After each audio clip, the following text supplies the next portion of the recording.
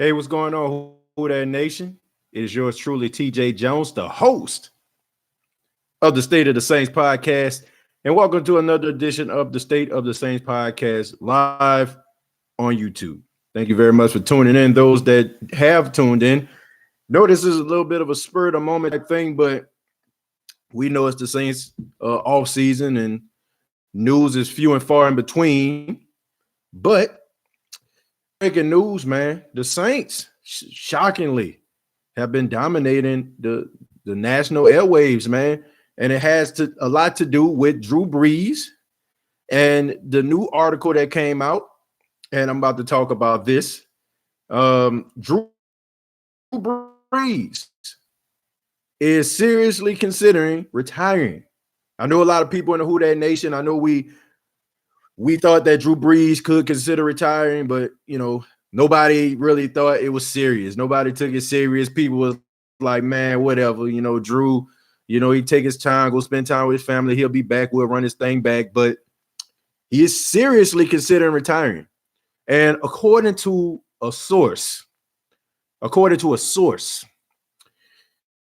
Saints want Drew Brees to pass the torch to quarterback Taysom Hill. That's what the article is saying. It's saying that the Saints want Drew Brees to come back so that he can prepare Taysom Hill to be his successor. So I know a lot of people are thinking, what does that mean about Teddy Bridgewater?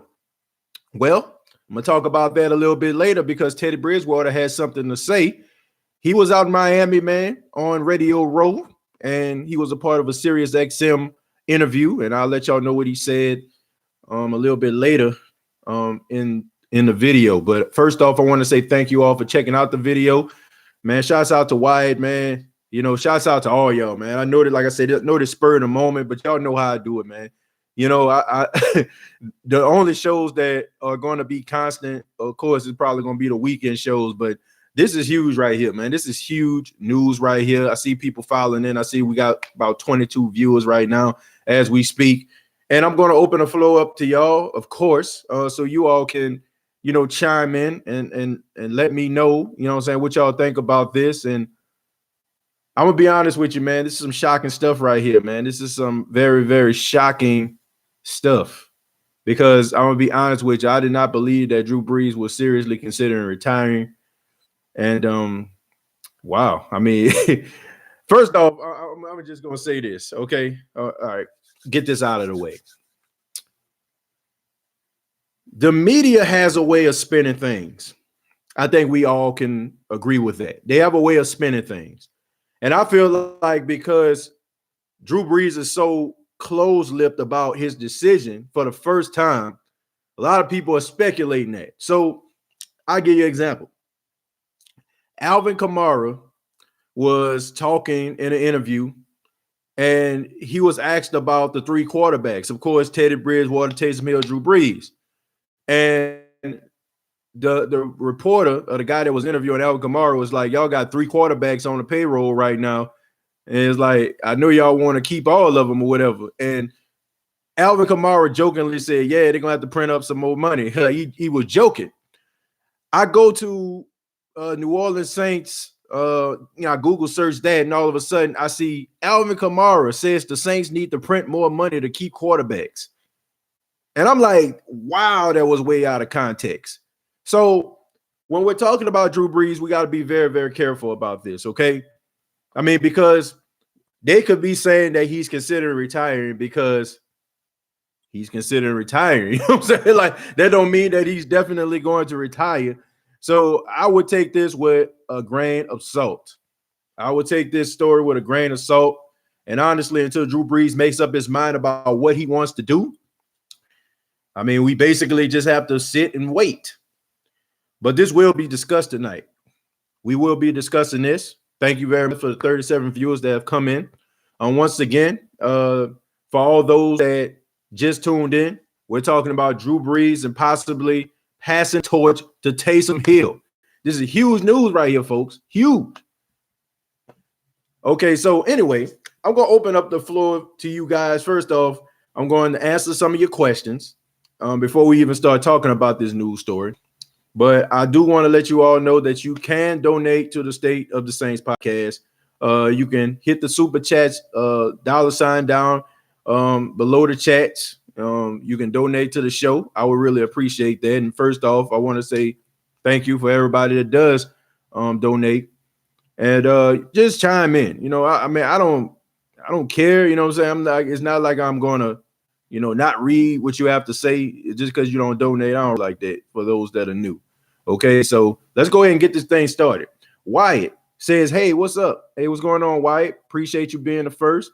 TCast02, what up, TJ? Man, what's going on? Thank you so much, man, on this spur of the moment video. The Saints #1. Who that? What it really do? What's going on, man? Ice man, my guy. When are we going to address Lattimore not being motivated every game? We're gonna save that, Ice man. We gotta say that, man. I'm gonna let you go first, and then I'm gonna go ahead and follow up. We're gonna save that for another day, man, because we got a huge off season, man. We don't want to just tackle all the subjects. We need content, you know what I'm saying, to hold us until OTAs and minicamp and stuff like that. All right, so we got Kazzy telling me to shut the F up. What did I do, man? Kazzy, what's going on, man? Why are you so angry? Who hurt you, man? But thank you very much, Kazzy, man. Regardless, man, troll or not, man, y'all can't kill my mood tonight. I feel good. Jerry, what's going on? Hey, who that? Man, Jerry, thank you very much. Jerry, always tuning in to the live. Thank you very much. DLP 2600, what's up? This is all up for debate, in my opinion. Wyatt says, when Brees retired, I'm going to cry myself to sleep for weeks. Not because I think we will suck again, but because I love Drew Brees, man. Man, we all love Drew Brees. Wyatt, we all love him. I love Drew Brees. You love Drew Brees. Or who that nation love Drew Brees. We are going to truly miss this guy when he does retire. To be honest with you folks,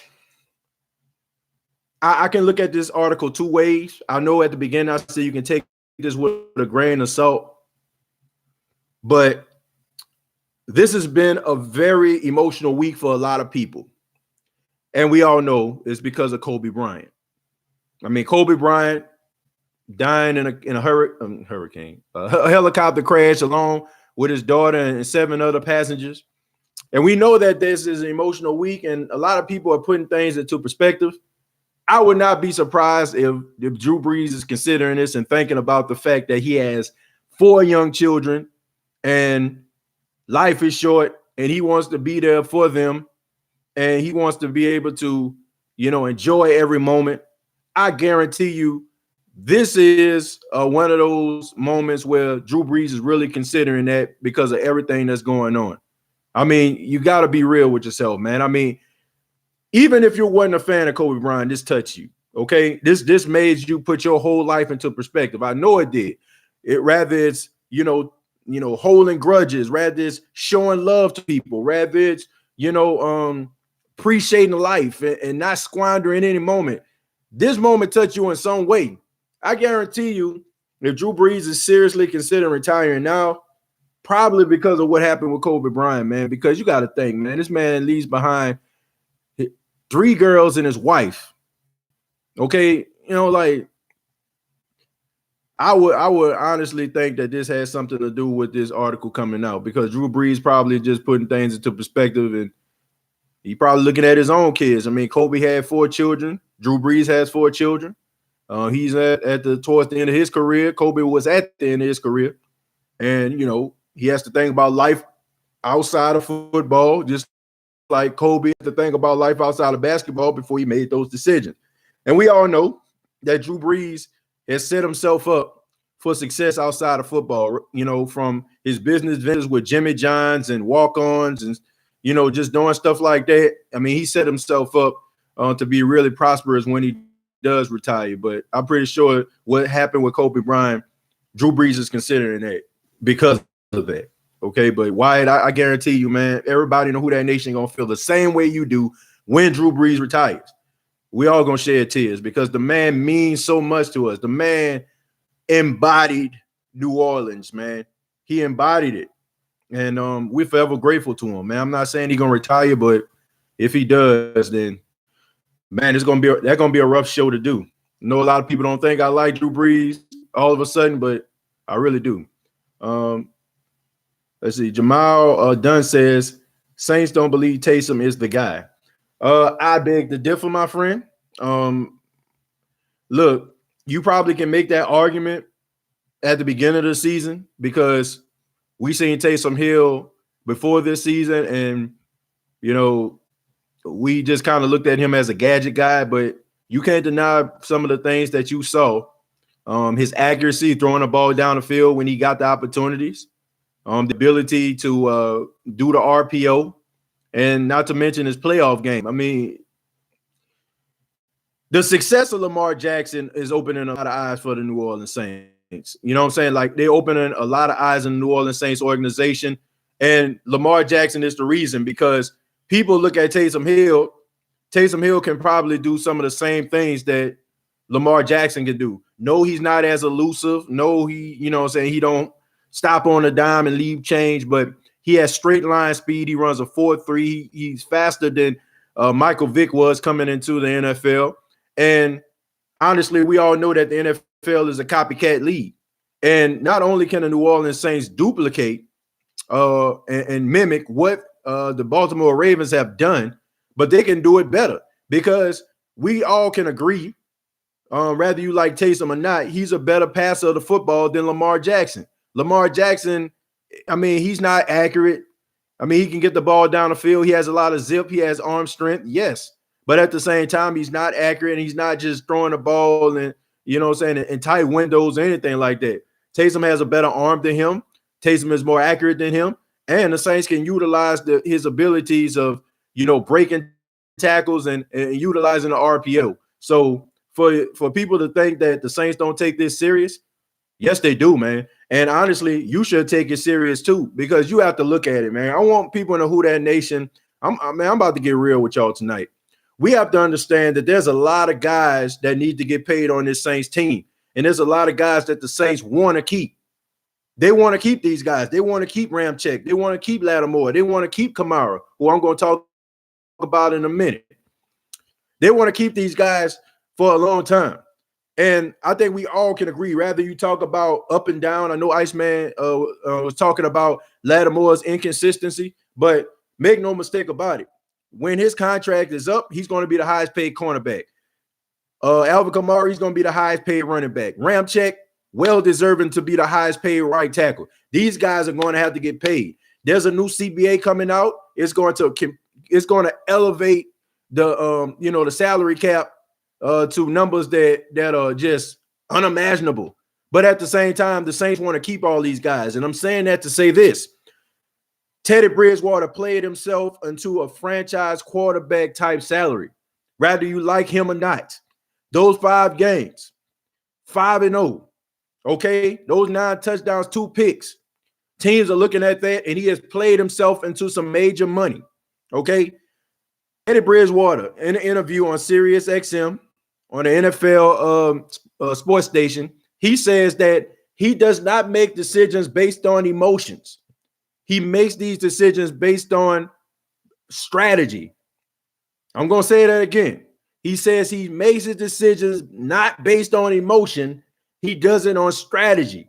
So for all those people that were thinking that all of a sudden, he just going to automatically come back just because he put out this heartfelt Instagram post because he loves the city so much. Look, man, I love Miami. I love New York. You know what I'm saying? But I ain't trying to stay in them places. You know what I'm saying? I go visit. Teddy Bridgewater is trying to look out for Teddy Bridgewater, and he should. I mean, think about this, folks. On your job, no matter how much you love your job, you want to get paid. If you work hard, you want your money to reflect how you work. So Teddy Bridgewater played himself into some major money, man, and that was one of the worst things that could have possibly happened to the Saints, because I feel like Bridgewater was the future of the New Orleans Saints. I feel like he had a conversation along with his agent about the direction of the New Orleans Saints, where he wanted to go with the New Orleans Saints, and the Saints had him as Drew Brees' successor. The thing about it is the plan backfired because Drew got hurt. I mean, this was something that never happens. So the Saints thought that they can hide, so to speak, have like an ace in your hand, so to speak. And they thought that they would have him once Drew Brees retired, that he can play. Because think about this, if Drew Brees didn't get hurt, the only memory the NFL would have had of Teddy Bridgewater was the way that he played against Carolina in that Week 17 game. Because people were starting to write him off, and they were saying, well, maybe he'll never get back to, the way that he was in Minnesota. So because he played so well, because he didn't make many mistakes, because the offense of the New Orleans Saints, it didn't drop. Honestly, it got better in certain areas that we haven't seen in a long time. And the defense improved. So that showed teams that Teddy Bridgewater can be an answer for them.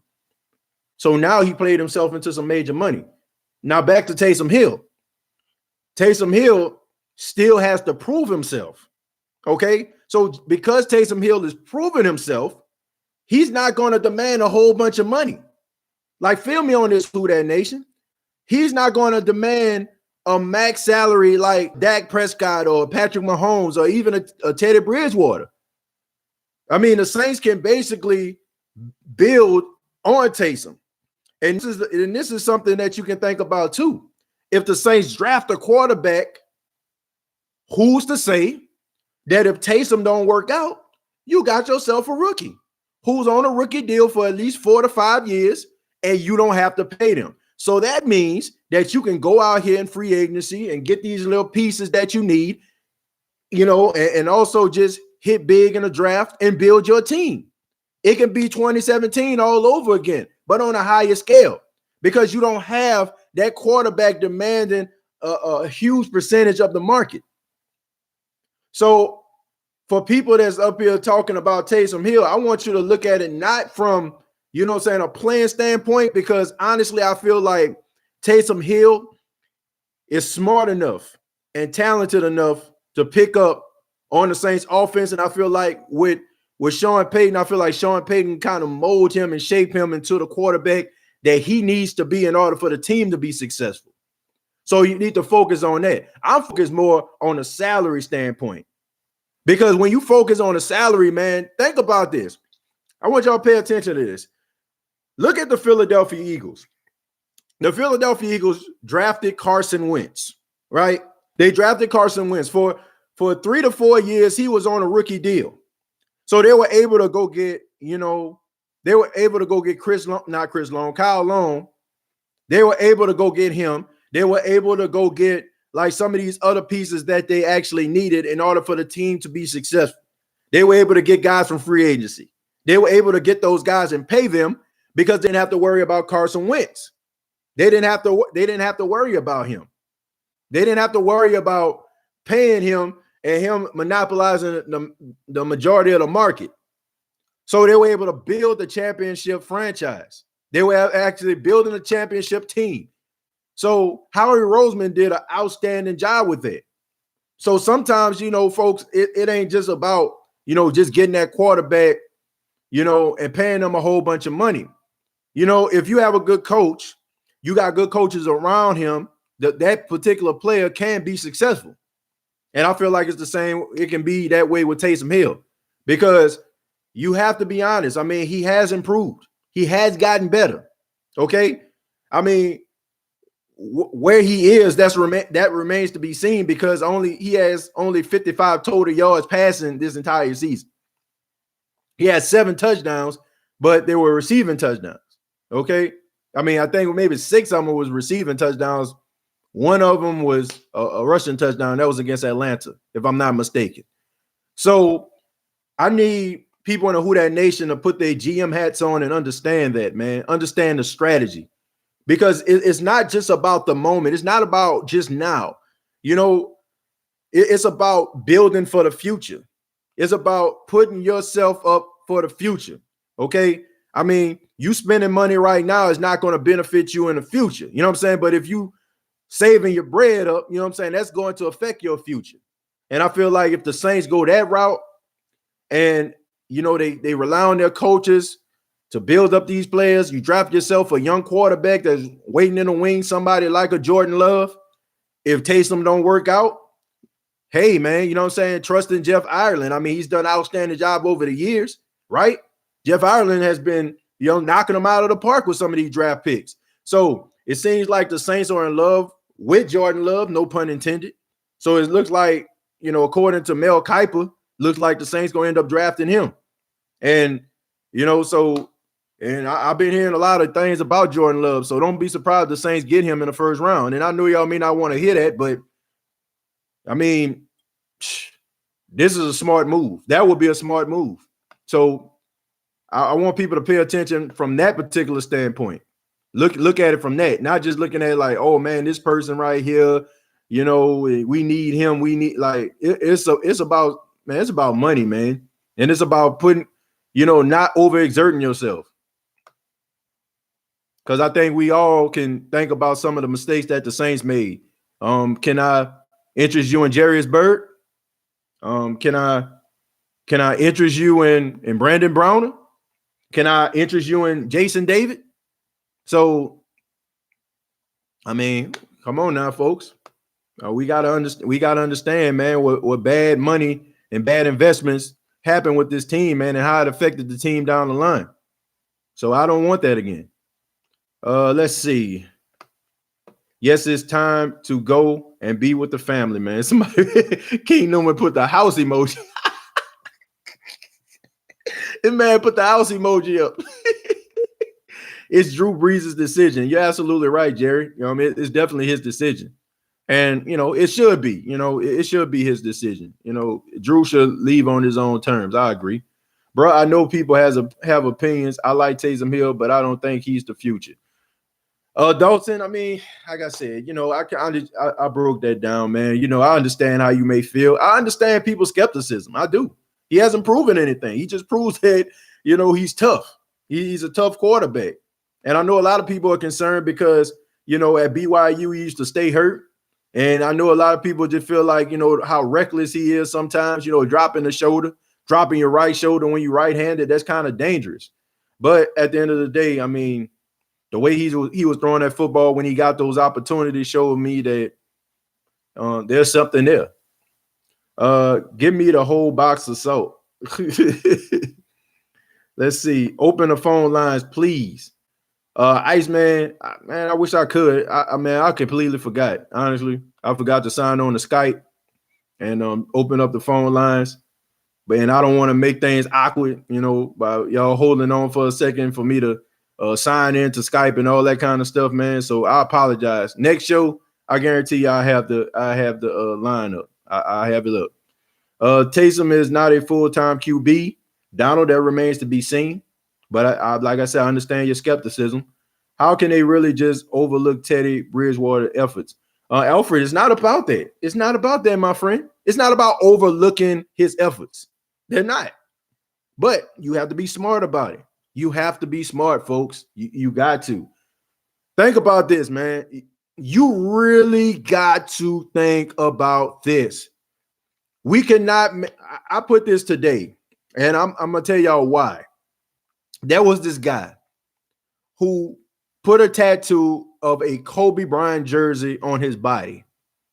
And, I was just thinking about how people make everlasting decisions based on temporary emotions. Right now, we look at Teddy Bridgewater as if he's the future because he was 5-0. And you should, because, that's nothing to sneeze at. And it wasn't like he was playing against the Miami Dolphins and playing against, the Cincinnati Bengals. Guy went to Chicago. Guy went to Seattle. Cowboys. You know what I'm saying? Cowboys, I don't like them, but they formidable. So I'm not looking past that. But at the same time, we're not in the building. We don't see this guy every day. We don't see how he practices. We don't see his demand of the offense. We don't see that. All we see is a guy, number 5 on the field with Bridgewater on the back of his jersey. And, doing a motorbike, doing that. We don't see the ins and the outs. And I trust the Saints organization when it comes to that, man. You have to make this is a tough decision, Alfred. You got to think about this, man. Okay, everybody can't get a Patrick Mahomes. You're not going to knock it out the park like that. Everybody not going to get a Russell Wilson. Everybody not going to get that. Okay, you have to really consider is this guy the future of my franchise? And what could this cost if we pull the trigger and it don't work out? You have to be smart about this. We cannot just make an everlasting decision based on a temporary emotion. We love Teddy Bridgewater right now, and he might end up going to another team and tearing it up. I wouldn't put it past him. But at the end of the day, you have to make this decision. Is this in the best interest of the New Orleans Saints organization? That's the decision that needs to be made. It has absolutely nothing to do with the emotions of Teddy Bridgewater or how you feel about him. Sometimes we got to make tough decisions in life. We don't want to make them, but they're for the best interest of our futures. So the Saints have to do that. So you have to ask yourself, is this the guy? Can we win multiple championships with this guy? Can this guy transcend the position? Can he take our team to the next level? You have to ask that question before you start giving out major money, Alfred. You have to, my friend. I completely 100% understand where you're coming from, but you have to make the right decision. These decisions affect your team down the line. So they got to be smart about it. Brees isn't retiring this year. I bet this could be his last year in 2020. I'm sure they will draft a quarterback this year more than last few. Suspect Taysom will battle draft prospect for the starting job. Like the way that you thought towards the end of that statement, okay? Because that is what you need to do, folks, okay? You draft yourself a young quarterback, a guy who can come in and battle for a starting position, and he is cheap, okay? He is cheap. So if he goes out there and he performs and he exceeds expectations, you have that guy in your organization for 4 years playing on a rookie deal. That is what you want. So if Taysom don't work out and he goes out there and he lays an egg, you got yourself a young, promising quarterback that can come in. Tier 1 Solutions, what's going on, man? Thank you for tuning in. Blank Man J5, I'm finally moving out of New Orleans, Louisiana soon. Thank God, finally about to make some real money in Tennessee. Man, get that money, man. Make that money. Don't let the money make you. Blake Barr says, we need to get a linebacker, Brooks from Texas Tech, Lil DeMario 2.0. Like that move. I do think the Saints need to get another linebacker, but let's not forget about some of the young players that the Saints got. You know, the young linebacker out of Idaho. He was making a lot of waves. He was one of those guys, you know, that was really tearing it up in camp. Man, the Saints got young linebackers. They just end up getting hurt. I can't think of the guy's name. Yeah, Caden Ellis. Caden Ellis is a promising linebacker, man. He was actually playing so well, he was going to be a starter. So I do think the Saints do need another linebacker, probably in the later rounds, Blake, but I wouldn't like try to get a linebacker like so early in the draft. This year is our last year of being good. If he wants to retire in 2021, fine with me, but we have a Super Bowl to win. Shandon Rose, the window is closing, my friend. I will agree with you on that. But I do trust the Saints organization. I do trust the coaches. The window isn't closing.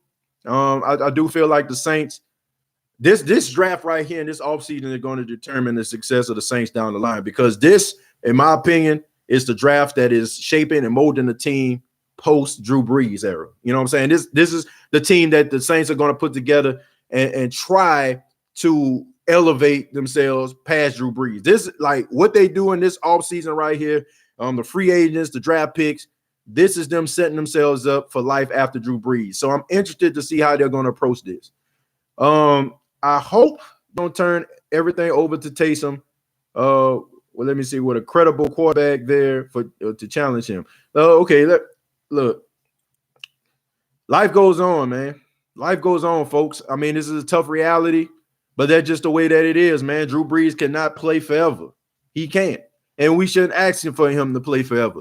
And I said this a couple shows back. I do not want to see Drew Brees get booed in a Superdome. I don't want Drew Brees to get, used all the way up to a point where we just get so frustrated looking at him and he's just a mere shell of himself. Now, I'm not saying that 2020 would be that year, but I'm saying you want to have good memories of Drew Brees. If Drew Brees go and leave, I mean, I don't feel like that wild card game defined him, but that December did. 15 touchdowns, 0 interceptions. I mean, Drew Brees can't. I mean, he done everything. So I don't want to see it be to a point where, they just trying to milk everything they can out of Drew Brees. Don't want that to happen. I would rather see him leave where people actually miss him when he's gone versus like, let's get him up out of here. Who's next? So I don't want it to be that way. I like the conversation that we're having. And, honestly, if Drew Brees was to leave, I would understand because he's leaving with us still believing that he can take this team to the Super Bowl, which in my opinion, I still feel like he can take them to the Super Bowl, but not throwing the football all over the place. Just basically kind of just managing the game. So that's the way I feel like he can bring the team to the Super Bowl. It has to be on some San Francisco 49ers type stuff where the Saints become a run dominant team. Let's see. J5, rest in peace, Kobe and Gigi and the other people. I'm still mad at the pilot, but the Most High called them home. Blank Man J5, yeah, absolutely, man. Look, I'm not gonna get mad at the pilot, man. I mean, we all human. This was an unfortunate tragedy. We wish that this didn't happen, but I mean, the pilot did lost his life too, and just like we're mourning the loss of Kobe Bryant, his family is mourning the loss of him.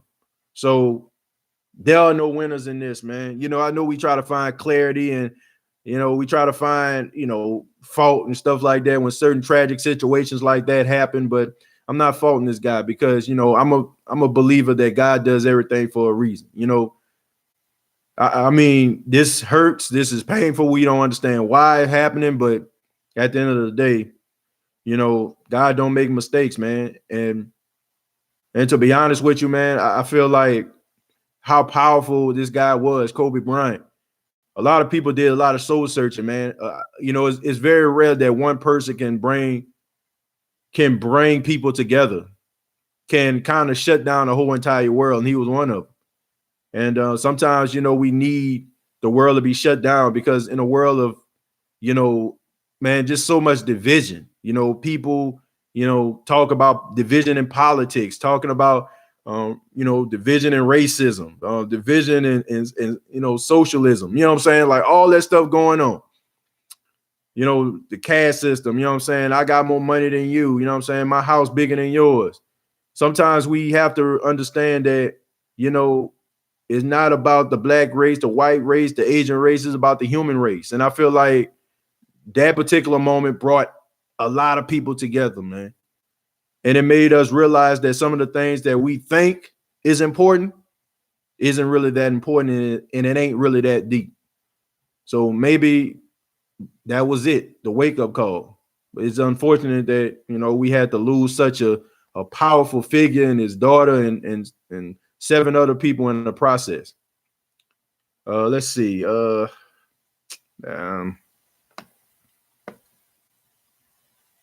Kazi says, I'm serious. You stay talking BS. I F with you at first, but then the ish you started saying about Drew makes me peep that you obviously wasn't effing with us when you was ASS and Drew carried us. Kazi, look, you're entitled to your own opinion, my friend. And honestly, I say this with all respect, man. You don't know me. Like I understand what you're trying to do, and you can't rattle me, my friend. You can't stop my passion. You can't stop what I'm doing, man. So I speak my mind. I'm going to continue to speak my mind. I'm going to continue to say how I feel. If you want a watered down version of a Saints podcast, this ain't the place for you. If you want If you want a podcast that's objective, then this is the place for you. So you don't know my past. You don't know that much about me. I've been a Saints fan my whole entire life. I grew up in the Ninth Ward of New Orleans, my friend. Watched every Saints game. Blacked out. I was listening to the Saints games on the radio. Jim Henderson, Buddy D. You get what I'm saying? Like, don't get it twisted, dude. I've been a Saints fan when they were selling Saints tickets at the gas station. You get what I'm saying? Been a Saints fan for a very long time. And I've always been critical of the team when they need to be criticized. That's true fandom right there. You know, like, your fandom is not decided by you just turning your head when somebody doesn't play really well and you don't call a spade a spade. And honestly, you questioning my fandom means that I'm doing my damn job really well. So I'm sorry that you feel that way. And you say that you mess with me, but quite honest, man, if that's the way that you feel about it, I don't want you here. I'm being honest. I would rather you go somewhere else where you feel like your opinions actually matter and, you know, like, go there. You know what I'm saying? But if you want that real, you stay here. But I apologize, my friend. You're entitled to your opinion, but you don't know me, man. You don't know me. You don't know my background. You don't know my story. So with that being said, my friend, you know, we're just going to have to agree to disagree. But I hope you find a podcast that gives it to you the way that, you know, you want it. You know what I'm saying? Maybe a watered down version. You know what I'm saying? Like, you know, just weigh the pom-poms. You know, defense played terrible. Yeah, we still going to make it. We still got hope. You know, I hope you find that, man. But you ain't going to find that here. You're going to get that real, okay? And I find it funny that people, when I'm talking about Eli Apple, I'm talking about Marcus Williams, I'm talking about Lattimore, I'm talking about Davenport. No problem. But let me say something about Drew Brees. Everybody talking about I'm a fake fan. Well, I'll be a fake fan, folks. I'll be that fake fan that continuously do this show and love doing it. Iceman T, let's be honest, folks. We need to think about the future, but I don't think Taysom is the guy.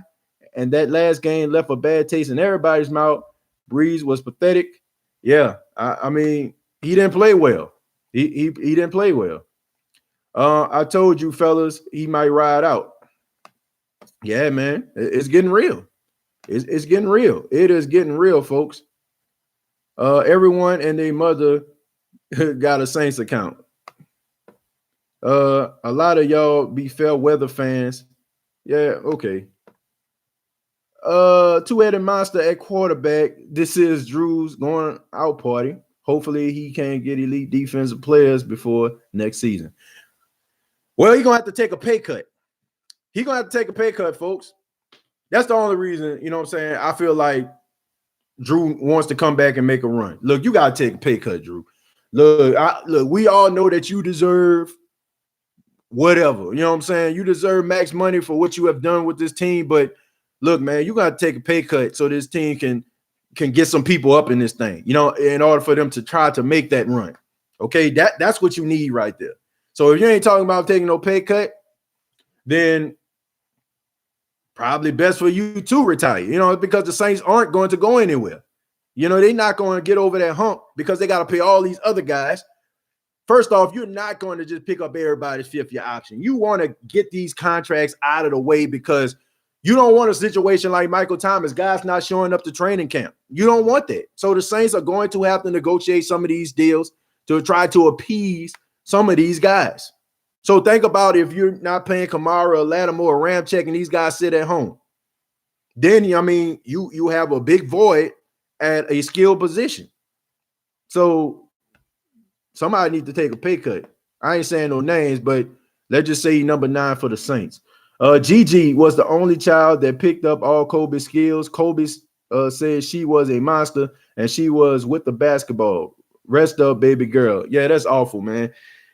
You know, you can tell like the way that she looked at Kobe, you know, on the sidelines and stuff like that, man. She just idolized her dad. And I don't have a daughter, man, but, you know, if God was to bless me with a daughter one day, I want my daughter to look at me the same way his daughter looked at him. And you know, It's just so awful, man, because as a father, as a parent, if you have kids, you want to do everything in your power to protect your children. You want to do everything in your power to make sure that they are okay. Like your kid, and I said this morning on a Facebook Live. When my son has a cold and he has the sniffles and his nose is running, I just wish that I can have his cold and my nose is running. I don't want him to go through any pain. So that he would have done anything in his power for his daughter to be here today. And man, you feel for that because it's a lot of what ifs. And it's not just what ifs with just Kobe Bryant. He transitioned from the pro game to, retirement, and he did it so smoothly, and everybody was like he was going to do this and he was going to do that.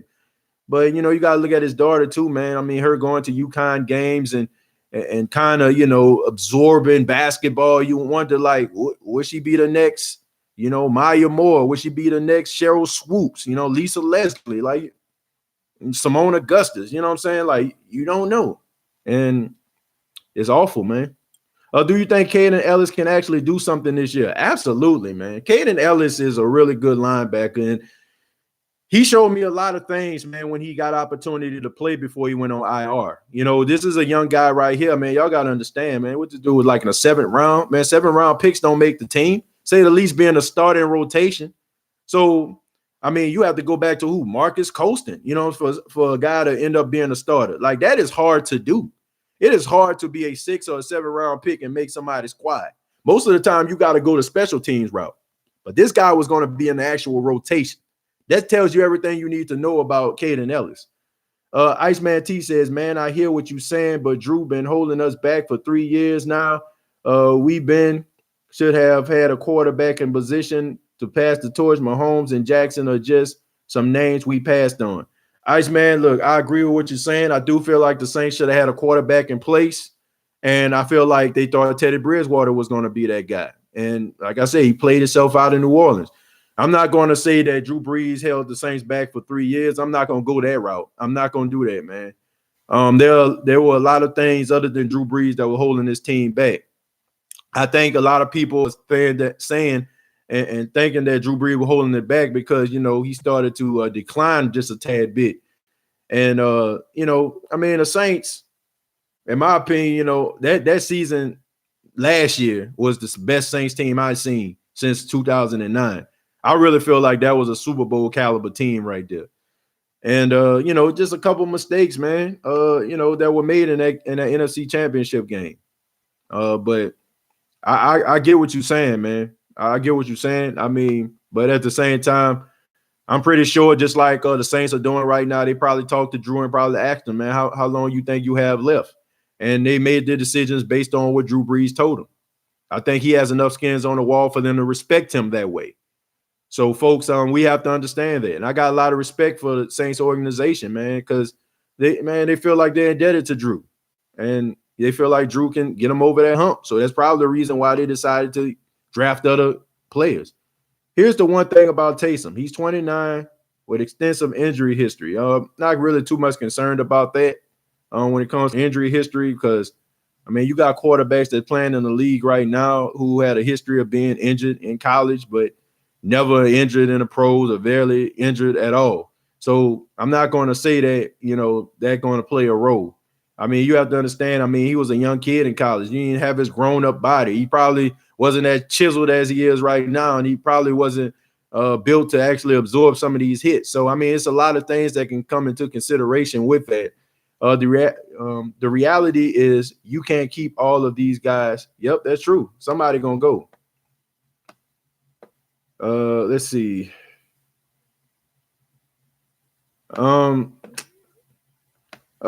Let's see. I go, okay.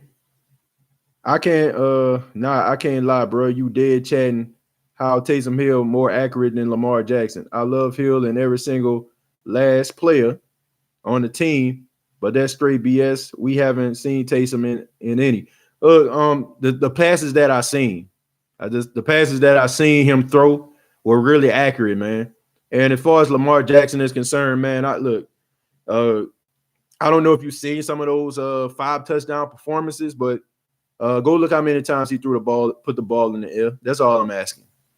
Look how many times he put the ball in the air. And look where he was throwing the ball to. Look at some of those games. I mean, I watched Lamar Jackson quite a bit. And a lot of the passes that he threw, I mean, tight ends were wide open. Wide receivers were wide open because, you know, you have to respect his ability to scramble. Pressure situations where he has to pass. No way Marshawn should be the highest paid cornerback. My man is year 3, and we still asking the same questions about him, just being honest. Iceman is not what Shannon Sharp said. It's not about being, you know, the best. It's about being available. It's about being on the market. And honestly, you have to be truthful and honest with yourself. Marshawn Lattimore is a really good cornerback. He's better than some of the cornerbacks that they have in the league right now. And you have to be 100. He the best cornerback the Saints done had in the last 10 years. You cannot lie about that.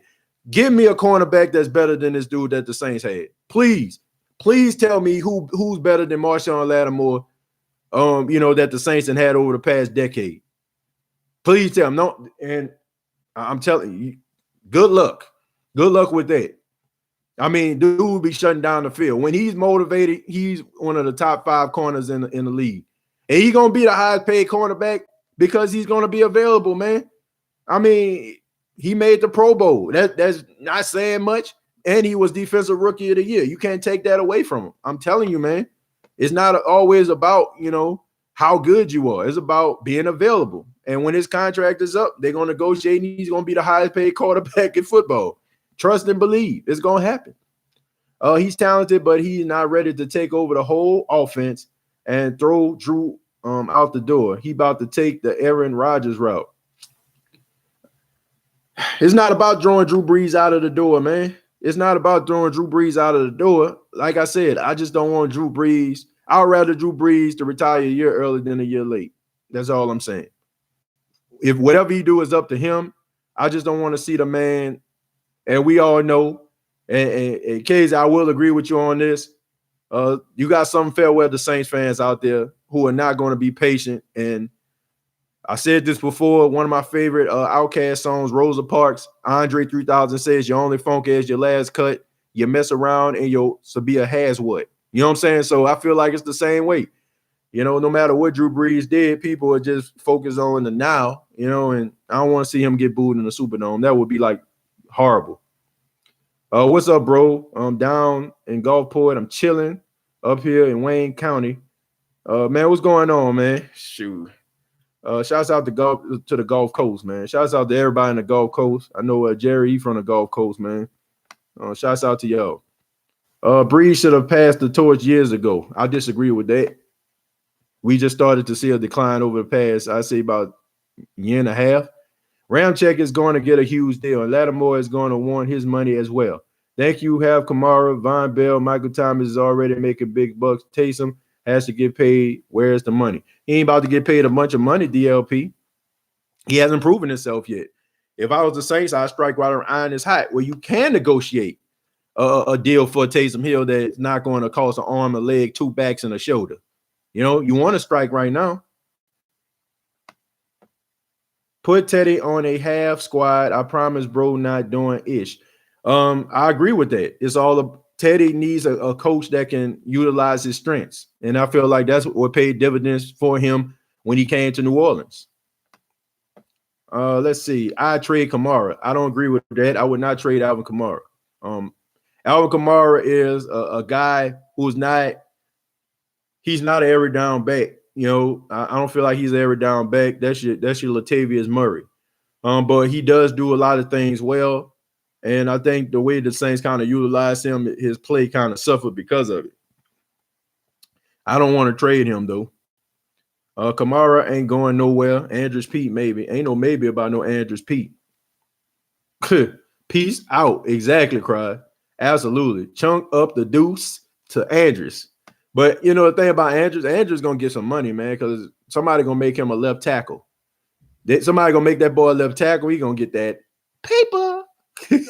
He going to get that cheddar, man. I'm telling y'all right now, do not be surprised if Andrews Pete become a really high paid left tackle. Let's see.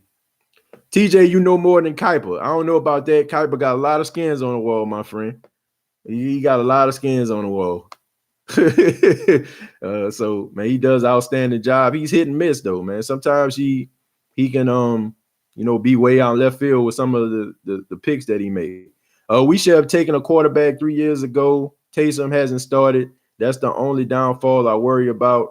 He didn't have an NFL arm coming out of college. He couldn't make all the throws. Well, that comes with development, though, Dada. You know, that comes with developing and learning and growing. You know, like who can I use for example? Well, our quarterback, Drew Brees, right? I mean, he couldn't make all the throws.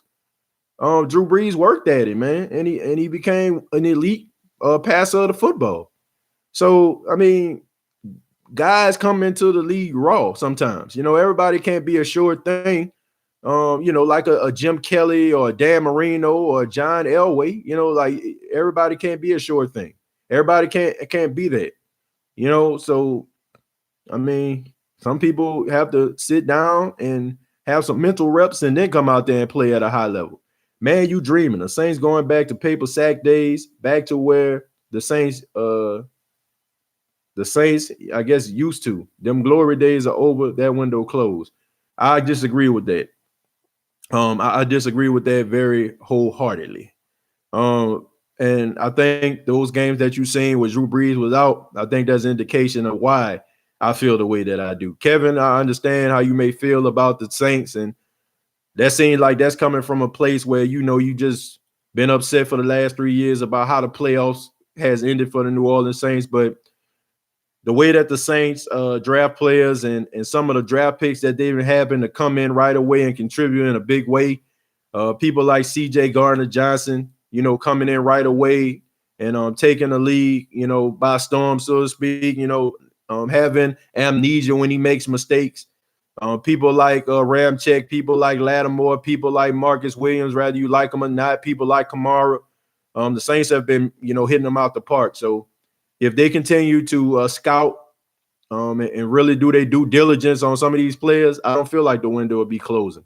But I do feel like this right here, this season, this offseason determines how the future of the New Orleans Saints is going to go. I'm not ready to say the window is closed yet. It's slowly starting to close, but it's not there yet. TJ, more than Kuiper. I don't know about that. Good guy, fix this lagging stream. Well, I'm sorry, man. Spectrum. Spectrum, man. I'm sorry about that. Spectrum sucks, and I can't do nothing about that.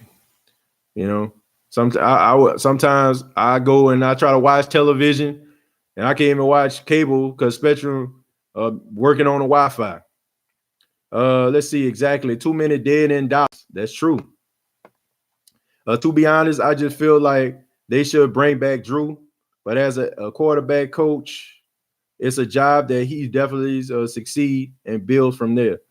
But like I said, it's up to Drew, man. It's up to Drew what he wants to do. How many times we're going to let Drew Brees come back to choke in the playoffs?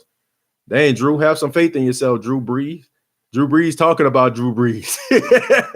Hey, man, you refer to yourself in the third person. Hey, have some confidence in yourself. Calling yourself a choke artist? Jeez.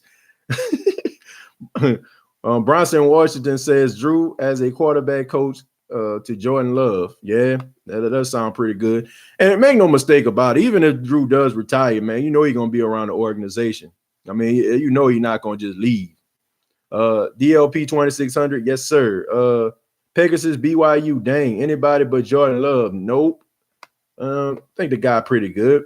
Teddy will end up in San Diego or Tampa. Well, I don't think he's going to end up in San Diego because they ain't got nothing there, But he might end up in Los Angeles. I'm just messing with you, Christ. Look, I understand what you're saying. End up with the Chargers or end up in Tampa. But I can see him in Tampa, man. I mean, Bruce Arians is a quarterback whisperer, and I think that will help him. I can also see him in New England with Belichick. I can see that too. Saints must go into another direction at quarterback. Yeah, they need to try to draft one or try to develop one or something. Sup, Nola. What's going on? I see somebody with a San Francisco 49ers logo in there. Good luck to y'all. Good luck to y'all this weekend. Uh, let's see, man. I ain't got nothing against the 49ers, man. They're a good football team. The irony is that Taysom got hurt at least 3 times playing for Utah State. How many times Taysom got hurt in the pros? I mean, Taysom been in the NFL, going on his 5th year. He hasn't got hurt yet. So I mean, and the Saints use him quite a bit. And honestly, what the Saints asked him to do is a recipe for him to get hurt, and he hasn't gotten hurt yet. So I'm gonna give him the benefit of the doubt. Caden Ellis, I don't know. Well, I mean, it remains to be seen, but I like the guy. Make that plan against Utah State.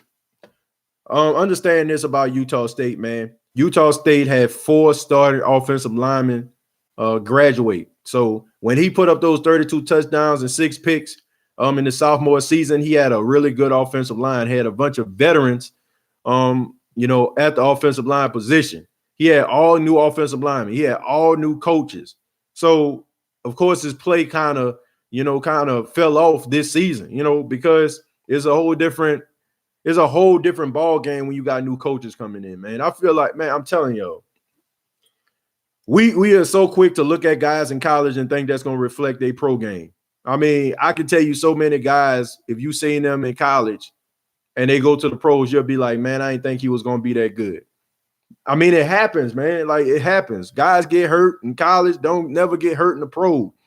Guys look bad in college, go to the pros, and the light come on. I mean, do we know who Pierre Thomas was? We know he went to Illinois, but anybody seen Pierre Thomas play in college? But when he got to the league, I mean, Pierre Thomas didn't even start in college. He didn't even start. But he come to the New Orleans Saints. He was a starting running back. All he did was, go out there and grind hard, and the rest is history, man. We can't just look at guys and be like, oh, look what school they went to. Oh, come on, man. Teron Armstead went to Arkansas Pine Bluff. That's a SWAC school. You know what I'm saying? That's a HBCU. And this man out here, making all pros at the left tackle position. Like, I mean, who was that? Jari Evans went to what? Bloomberg? Like, come on, man. Where is Bloomberg? That sounds like a fictional college or something.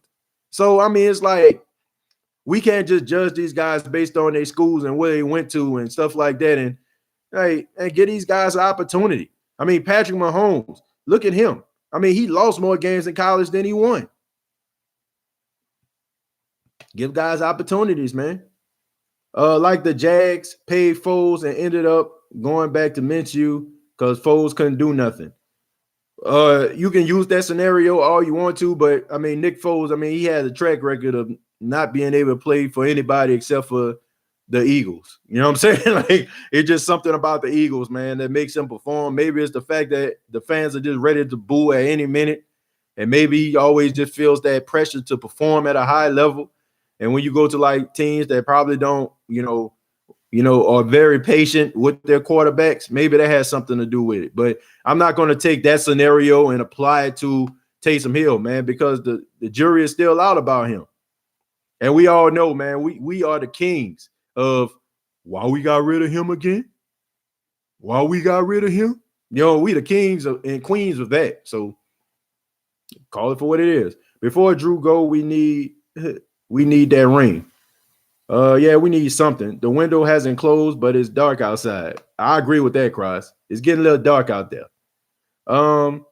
That's why we got to keep having successful drafts in case some of these guys like Kamara, et cetera, leave you, have good talent behind them. I agree with that. But I don't think Kamara going nowhere. Taysom will start. Love will be our first pick, and we will trade up to get a wide receiver in the second round. I can see that. Good GMing right there, Gus. Good GMing.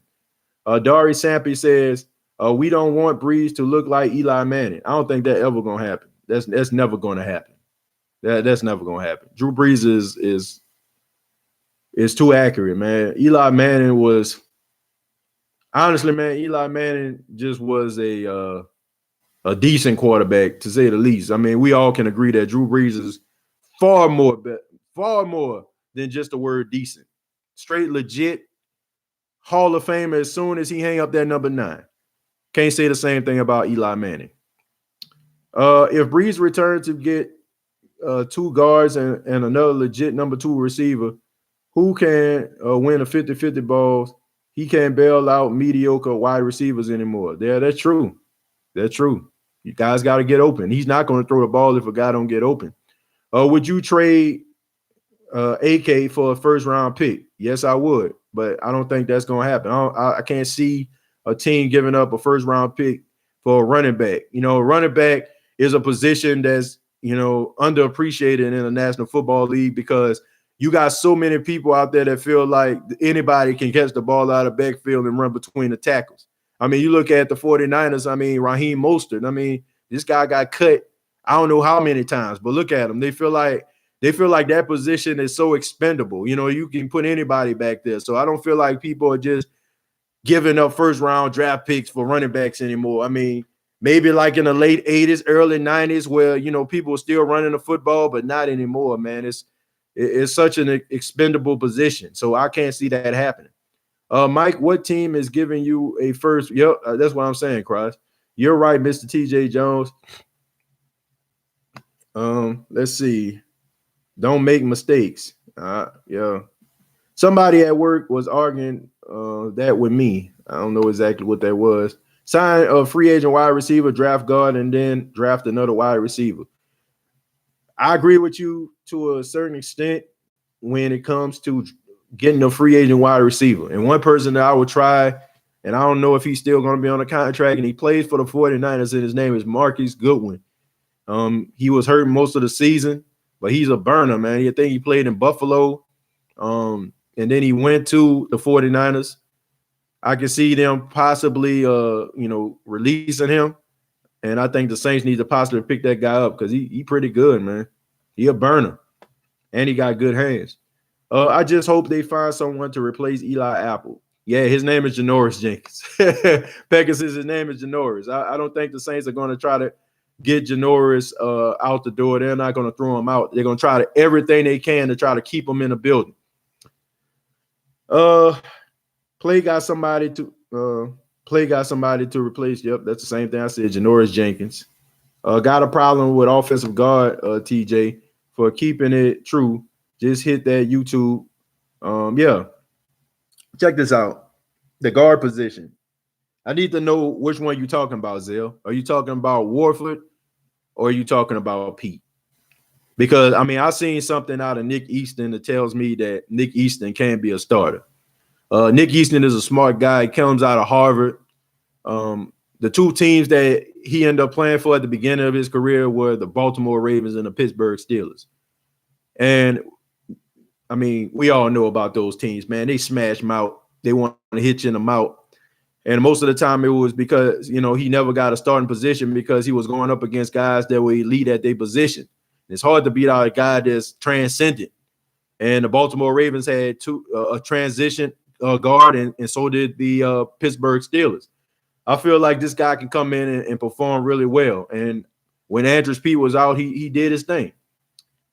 Let's see. Got a problem with OG TJ for keeping it true. Just hit that YouTube.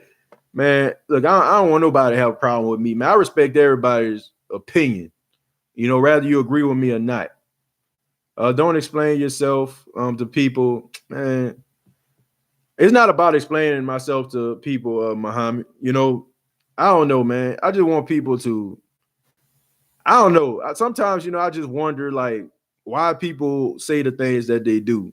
And most of the time, I just feel like it's because I don't know if people want to see you down or they just, you know, they just really telling you the truth. Like it's hard to kill my drive, man. Like I hear this stuff all the time. You know what I'm saying? Like it's hard to kill my drive. I mean, I love the Saints. I'm passionate about the team. So when people say, you know, you're a fair weather fan, you're not a real fan, that don't even bother me. Like I got so many skins on the wall, you know, like as far as like my devotion and time spent watching this team till it ain't even funny. You know, so I just find I don't even find it hilarious. You know, I just like don't even pay it any mind. But I mean, I give people their, you know, I read their stuff. I mean, I disagree with them, but they're entitled to their own opinion. Let's see. Why everybody want to trade Kamara all of a sudden? I mean, man had one down year. Now we want to throw the man up out of the door. Come on, man. Come on. Let's not be that. Let's not be those people. I'm going to finish watching you later, TJ. Gotta take a nap. Gotta take a nap. Ain't nothing wrong with that. Truth hurts, man. Go ahead, get your nap, man, so you can go to work. Thank you, man, for taking the time out to check it out. What's up, y'all? What's going on, Crisco? Let's see. I'm gonna stroll on down just a tad bit. A lot of conversation we done had, so I'm running into like. Okay, Taysom is my favorite player, but he was not that accurate in college. He wasn't. I agree with that. I watched him in college at BYU.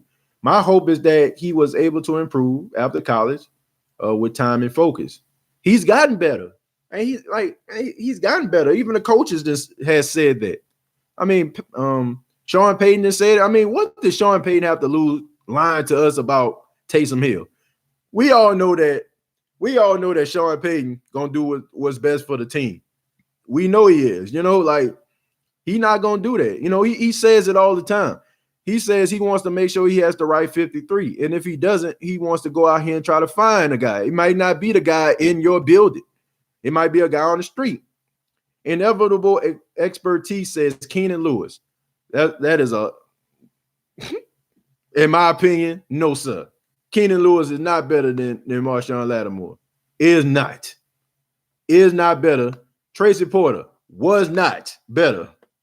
Okay? Now, don't let that interception from Brad Favre and that pick six fool you. Okay? Tracy Porter would get smoked every now and then now. And not to mention he stayed hurt. Like he stayed with a knee injury now, folks. Come on, man. Like I know the narrative changed once a guy leaves and they leave and they do something positive. But man, let's call it for what it is, man. Tracy Porter wasn't all that. I mean, he had a couple good plays. He showed flashes, but that man wasn't shutting down no field. That man was out there getting misused and abused. Keenan Lewis was out there getting misused and abused too. I mean, he had a couple games. Keenan Lewis shut down. Who did he shut down? I think he shut down Kelvin Benjamin. But when you think about it now in today's NFL, I mean, honestly, was that something to hoop and holler about? Kelvin Benjamin not even in the NFL no more. This man bacon, egg, and cheese and whoppered his way up out of the league. You know what I'm saying? So this man was like 285 pounds at the wide receiver position. So how impressive was Kelvin Benjamin being shut down by Keenan Lewis looking at it today? Not that impressive. If you look at a guy who's not disciplined, a guy who didn't leave it all on the field. I mean, I'm not saying that Keenan Lewis was a scrub, but he wasn't better than Lattimore. He wasn't. I mean, honestly, when Keenan Lewis used to go up against Julio used to be working that boy. I mean, Delvin Bro did a better job on Julio than Keenan Lewis did. Taysom is too reckless to be a starting quarterback. Yeah, you're entitled to your opinion on that, Kenneth. I can understand why you would say that. Let me see. Everybody is saying Drew fell off, but he broke records last year. Check this out. We got to get off this record stuff. We got to get off the records. We got to get off these records, man. We got to chill out with this. Tim, thank you very much for your $5. Seeing the Super Bowl matchup, do you believe that we would have stood a chance against the Chiefs? Yeah, I do. I do, Tim. I feel like we would have stood a chance against the Chiefs. I think that the Saints would have been able to match up against them. I think that the coaching staff would have had them prepared. But back to a douchey TV. I apologize if I'm butchering your name, but you're talking about the records. Last year, even being out of 5 games, he hasn't fell off. He came back with an injury. Man, we got to get off these records, okay? Records are made to be broken, but Super Bowls last forever. That's what binds your team together. That's what solidifies you. Forget about all these records and stuff like that, man. Records are made to be broken. And we try to justify that because he broke records. But what did those records do for the team this season? Please tell me. And like I said, I'm not dissing Drew Brees. What he has done is remarkable, spectacular, man. off the chains. But at the same time, what do we have to show for it? What you have is millions of ticked off Saints fans right now because they once again can't get over the hump. And I'm not saying that it's just Drew Brees. Don't get it twisted. But you got to be real with yourself, folks. It's not about just records, man. Like, records is for us to validate the Saints team when we talking to a Falcon fan or talking to a Buccaneers fan. That's what we do. We got the best quarterback in NFC South. Well, what is that getting us, man? Getting us a couple NFC South titles, but at the end of the day, what are they really winning? Nobody remember division titles. Nobody really remember that. It gives you bragging rights when when you're going back and forth with a rival, but at the end of the day, what does it really do? What does it really do? They lost in a wild card round of the playoff to an inferior team. That's the narrative. It's not about Drew Brees being the all-time leader in touchdown passes. It's not about that, man. That gets trumped at the fact that a 13-3 team who basically underachieved lost to a quarterback that a lot of people consider as mediocre or borderline terrible. I mean, honestly, man, slowly the narrative is starting to change. And we all know that the national media don't care for the Saints. So they're going to try everything in their power to try to discredit them because they don't want to talk about them. They don't want to give the Saints their flowers. They don't want to do that. So they point out their imperfections. And honestly, some of the imperfections that they point out are eye-popping if you're just a casual fan. For example, Drew Brees has lost in the playoffs to Kirk Cousins and Case Keenum. I mean, and Jared Goff, a guy who a lot of people just feels like he's just a quarterback masquerading, it's Sean McVay or whatever. You know what I'm saying? Sean McVay basically talks to Jared Goff to Mike get cut off in his helmet 15 seconds before a play. So he's telling him what to do. So how impressive is that at the end of the day? You lost to Jared Goff, who struggled this season. You lost to Case Keenum, who right now is fighting for a starting position out there in Washington and can't even beat out a rookie quarterback that's been playing awful. And then Kirk Cousins, man, this guy is like so anemic, he might end up lighting it up one week and then the next week playing like hot garbage. So the narrative is starting to change. And it's not just about records. But I understand what you're saying. You're saying that he has something left in the tank, but at the same time, how impressive are those records if you're not winning any big games? You're not winning any big games. And luckily for Drew Brees, he won a Super Bowl in 2009, or they really would have been trying to discredit him. So they can easily just go back and say the road to the Super Bowl, he beat Kurt Warner, Brett Favre, and Peyton Manning, 3 Hall of Fame quarterbacks. So that makes all the rest of the stuff stand out. Luckily, can you imagine what the narrative would be on Drew Brees if they didn't win that Super Bowl? I only can imagine. Let's see. Peace out, P-Rob and PJ. Oh, yes, sir. Yes, sir. Derek. Yes, sir. Please get them boys up out of here. Please. Let's see. Brees should have more postseason wins and records. Yeah, I agree with that. I definitely agree with that one. Saints window is not officially closed. Jerry, you're absolutely right, my friend. It is not closed. Let's throw it down just a tad bit, man. Because like I said, most of the time I'm running into questions and stuff I talked about a long time ago. Don't sleep on those HBCU athletes. Some of the best to ever play came out of the swag. Cross, I absolutely agree with you on that. 100%. I mean, look, I'm not sleeping on the swag. I went to a swag school. I graduated from Jackson State University. Shout out to Jackson State, all the Tigers out there, man. Fee, I love. Grew up in New Orleans, of course. I know about the Bayou Classic, Southern and Grambling. But for those that don't know, on top of being, a sports fanatic, I also love history. And Cross, if y'all can afford me a few minutes to kind of talk about what Cross was talking about. A lot of the all-time greats came out of those schools, but we have to put this into context. During that time, it was during the Jim Crow, era and stuff like that. I don't want to, talk about, racism and all that kind of stuff, but we have to talk about it. You had a lot of coaches out there that didn't feel like the black athlete was smart. They didn't want to give those guys opportunities.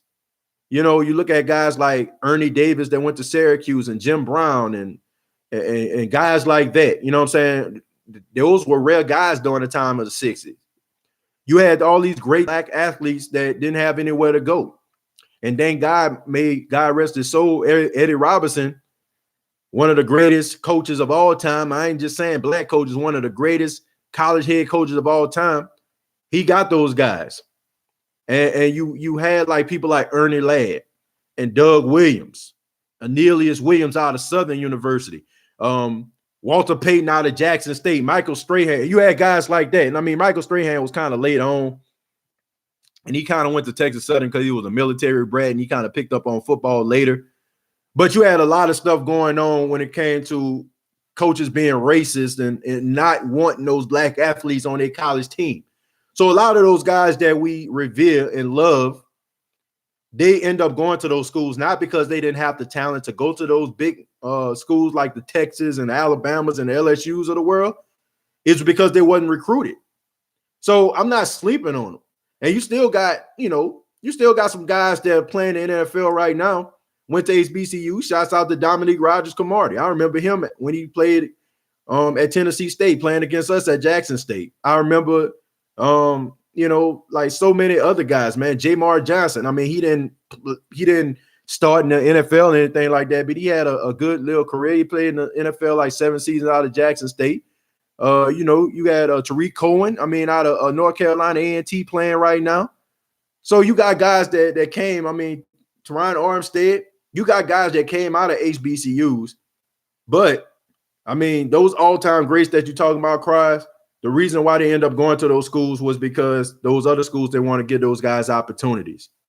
And, shame on them. They missed out. But because those guys were so great, they put HBCUs on the map and they legitimized HBCUs and they made these NFL teams go out there to these schools and watch these guys play. So I'm 100% behind you on that, Cries. But kind of got to put that in context, though. A lot of racism was going on during that time. But God bless Eddie Robinson, man, who saw that talent and utilized that talent and had those guys playing at a high level, man. Oh, yeah, and I also got to talk about Mel Blount as well, man. He went to Southern, one of the best corners. One of the reasons why, they invented the 5-yard rule where you can't touch a wide receiver until you're 5 yards out. Because Mel Blount was out there locking them boys up. You know what I'm saying? Like putting them boys in straight up jail, penitentiary. So shouts out to him. Yes, I hope Brees comes back for one more season and get him whatever he needs for this coming year to win it all. Yeah, I respect your opinion on that. As long as they run the football, I do not care. Run the football.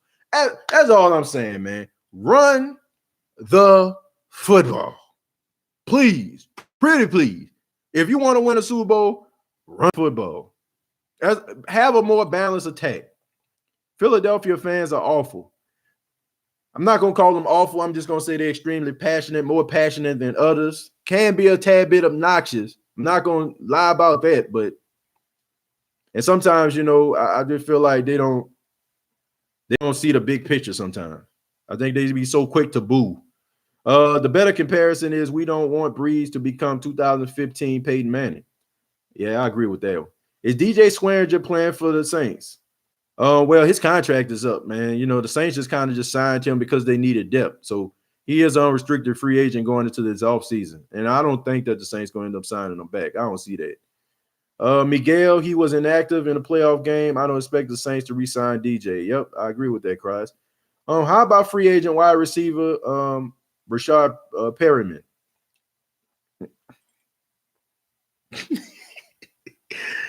Man, what has Perriman actually done? He played extremely well the last 4 games of the season. He was a number 3 in Tampa, but he balled.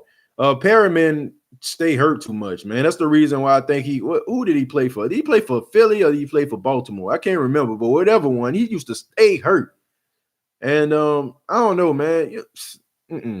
Nah, man. Nah.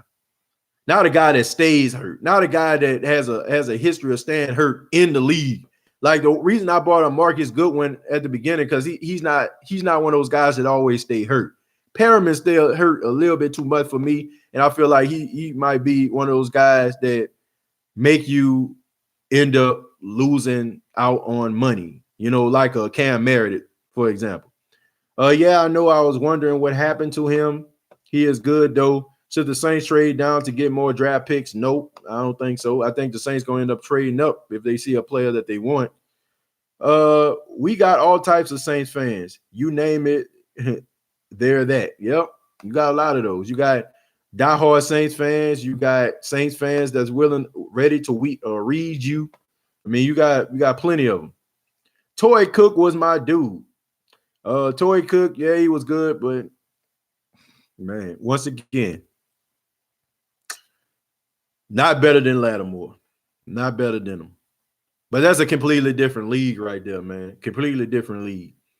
I want to give Toy Cook his respect, man. These guys out here, they play a little bit soft, man. Everybody won't be so. I mean, Toy Cook, he was a dog, man. These guys ain't dogs no more, man. This is like, what's the name of that dog show? The Westminster or Westchester or whatever dog show. That's what this is. You know what I'm saying? A bunch of show dogs. You know what I'm saying? Like those was some actual junkyard dogs back in the day. These are show dogs right here. You know what I'm saying? You know how you go to that dog show with like, here's my Doberman Pinscher. Here's my. That's what this is today. A bunch of we are the world type guys. Need guards. Let's throw down just a tad bit. YouTube sucks. My dad graduated from Jackson State University, man. Shouts out to your dad. We couldn't go to LSU. Sonic Boom, yes, sir. Sonic Boom of the South. Shouts out to them. We could have go to LSU. We had to go to Southern and Grambling. Yep, we couldn't go there, man. A lot of racism was going on. At that time. People didn't want African Americans to play on their football team. You know, they used to have like this what's the word I'm looking for? They used to have like this saying that African Americans weren't smart, and they used to have like this extra bone in the back of the leg to make them run faster or something like that. Like that was the stupidest thing I've ever heard in my entire life. Only playoff L's Drew is accounted for is Bears in 2007, Seattle in 2013, and this year. I can see why you would say that, Casey. I can see why. I didn't say he was Trey Sean. I just like Toy Cook. I think you mean Marshawn. Oh yeah, I mean, look, I'm not inevitable. I'm not knocking you for that. I can understand why you say you like Toy Cook. I mean, dude was a dog. I'm telling you, like I understand, but we got to put things into context. I mean, that's a completely different NFL. That's a completely different NFL we talking about here. These guys are cottonelle tissue soft. Like honestly, man, like some of y'all probably played football, probably I say early 2000s, late 90s. You know, looking at my analytics, it seems like most people that watch this, you know, between, you know, probably like 30 and, you know, the 45 years old. You know, I probably got some younger, you know, viewers as well of this videos, but you know, y'all understand, man, when guys were head hunting out there, when coach lined you up in the slot and you were scared, man, because them boys were head hunting.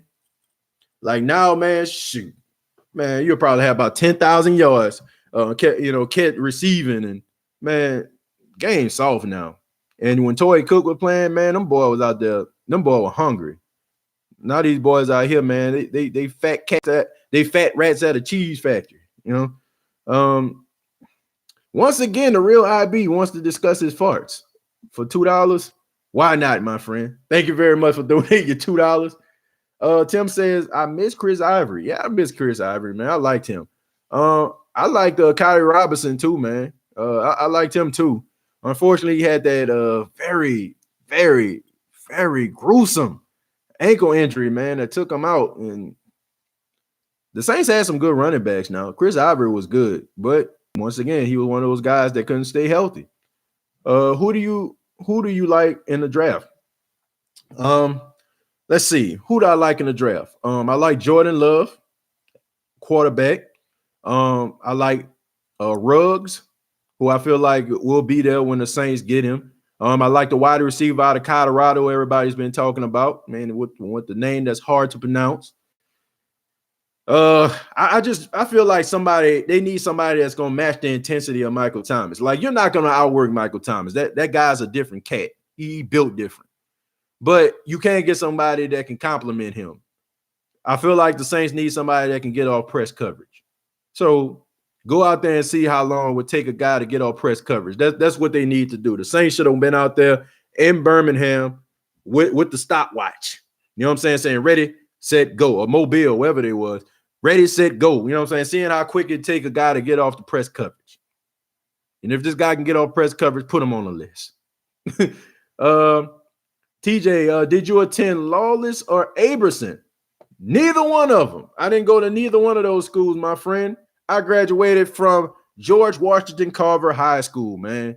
3059 Higgins, man. Shouts out to the 70126 Press Park, Desire Projects, Florida Projects. Didn't grow up in either one of them, but they were around my school. Graduated from George Washington Carver, the orange and green, Rams all day. I started my high school, I started high school,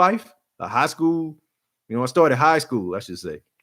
I went to Frederick Douglass High School, also known as Nichols. Funny story. Me and my brother got in a fight. Well, he got in a fight. He was always fighting. And I'm pretty sure he's watching this right now. So I'm about to talk about you, Sam.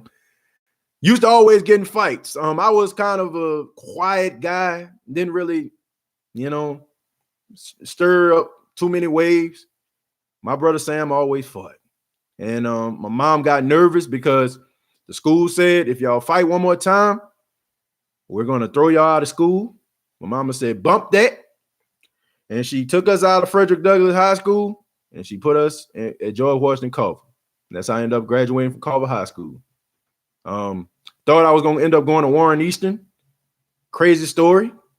Got accepted to Warren Easton.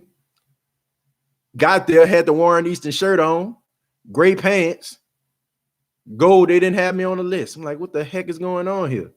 So turns out they accepted a Timothy, but we had two different names. It was a Timothy Johnson, not a Timothy Jones. That's my real name, by the way, Timothy Jones. So I ended up having to go to Douglas, and from Douglas I went to Carver. So I like Sammy Knight and Geno Atkins too. They are Land of Wood. Yeah, absolutely, man. I like Sammy Knight. I forgot about him. I put Sammy Knight up there. Every time Flipper Anderson saw Toy Cook, his eyes lit up and set a record on us.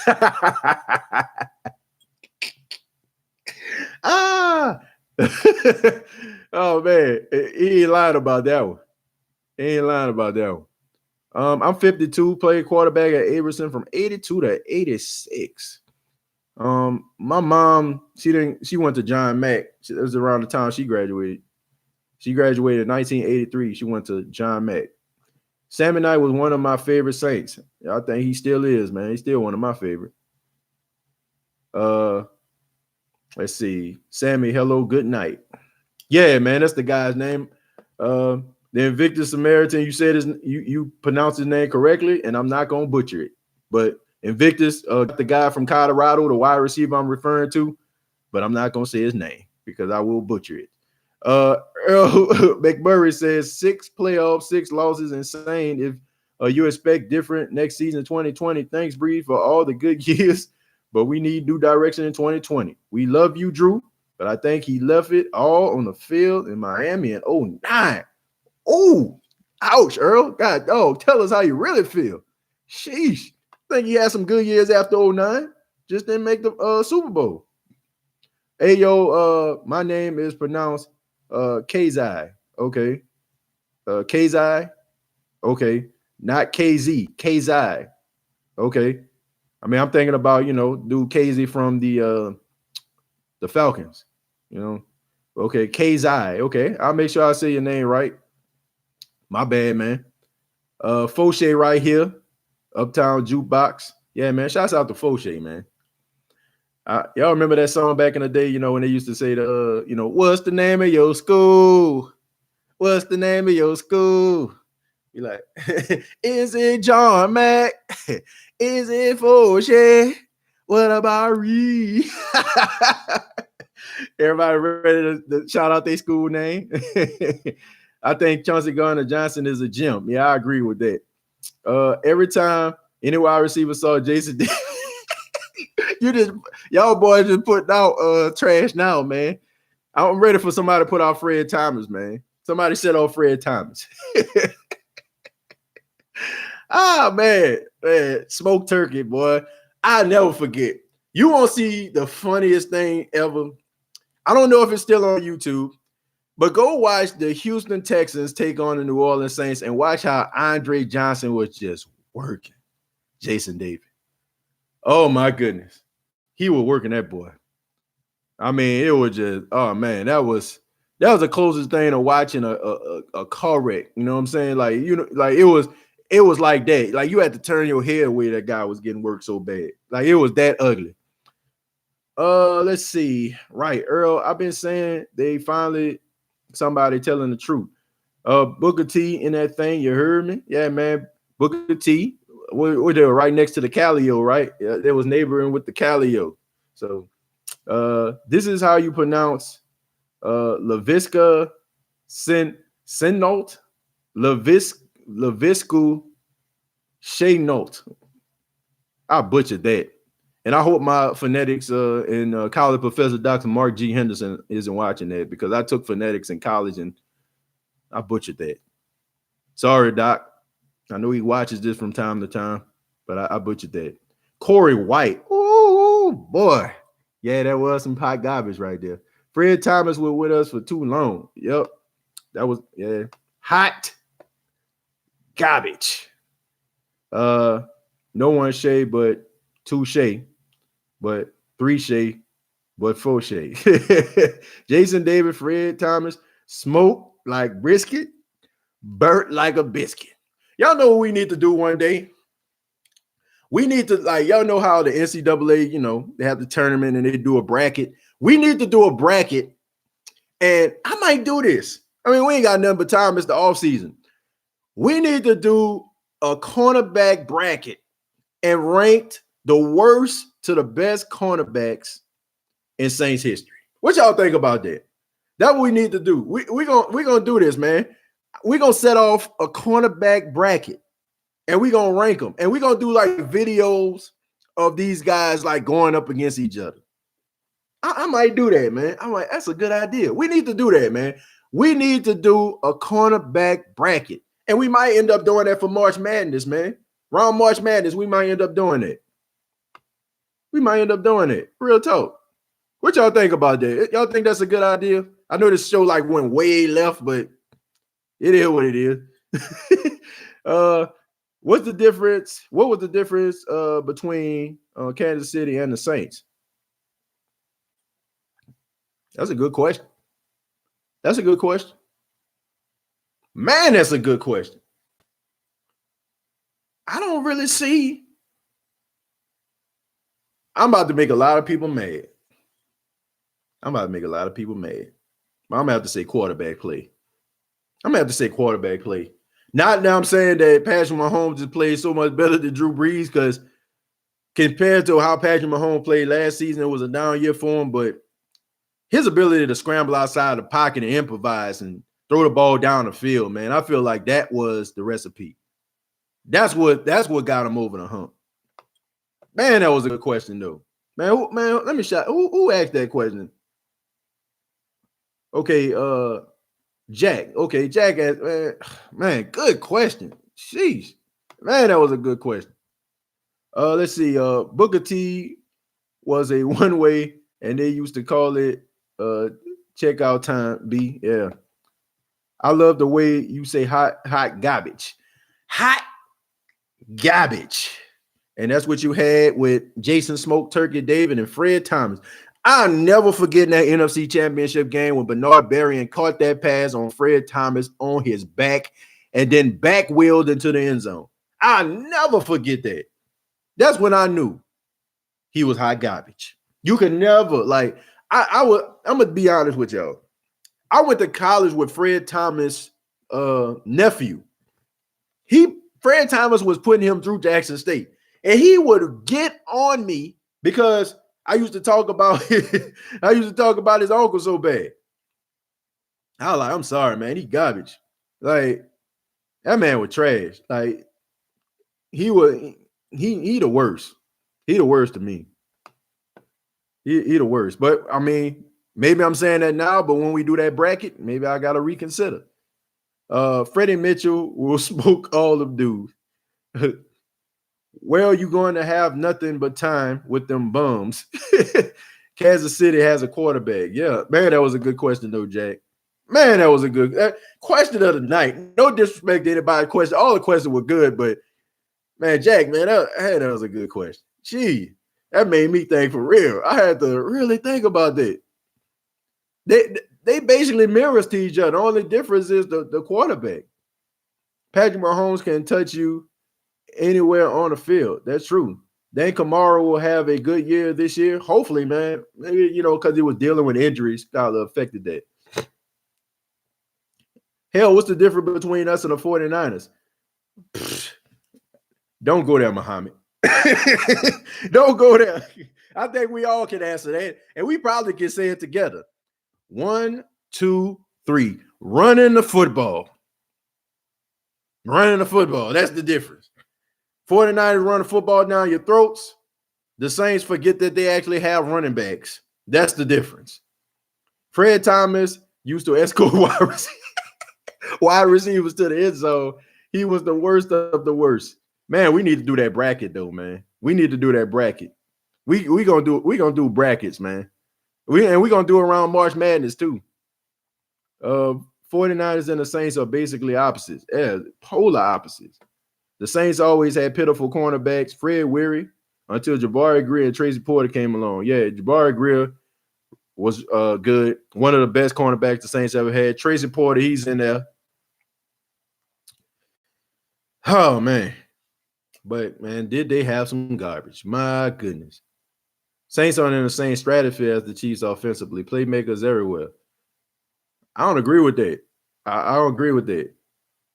I think that I think with the Saints, I think the Saints can be what they are. I feel like they can't be the same way the Chiefs are. I just think that it's the quarterback.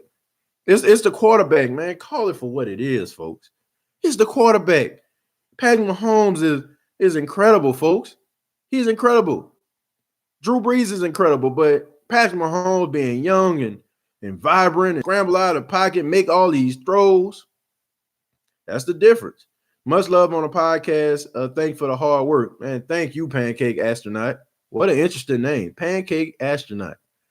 But thank you very much for the $2 donation. I really do appreciate that, man. Man, thank y'all, man. Bump what I'm doing, man. Thank y'all. Like, y'all can be doing so many things with your Wednesday night, but chilling, with your truly. Thank you. Like, thank y'all so much, man. Real talk. Y'all make this so much fun. Like, sometimes, I just get on here, I have my topics, and you all ask questions, and you all make this show. It's incredible, man. Man, much love to each and every one of y'all. For real. Let's see. No, he right. Kansas City do have more playmakers on offense than we do. Yeah, I mean, but it's not to a point where the Saints couldn't utilize these guys and turn these guys into playmakers. Now, come on, y'all. Now, we've seen Drew Brees make these wide receivers all throughout his career. Do you feel like, I don't know, 30-year-old Drew Brees with the talent that the Saints have right now, you don't think that he would have what it takes to get them over the hump? You don't think that he would make Ted Ginn Jr. look better? You don't think he'll make Traquan Smith look better? I fail to believe that.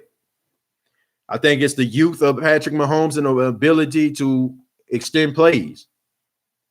Sean Payton not going to run the ball as long as Drew Brees is on the roster. I agree with that. See, Colin Cowherd said Teddy B was the next Jimmy G. What you think? I agree.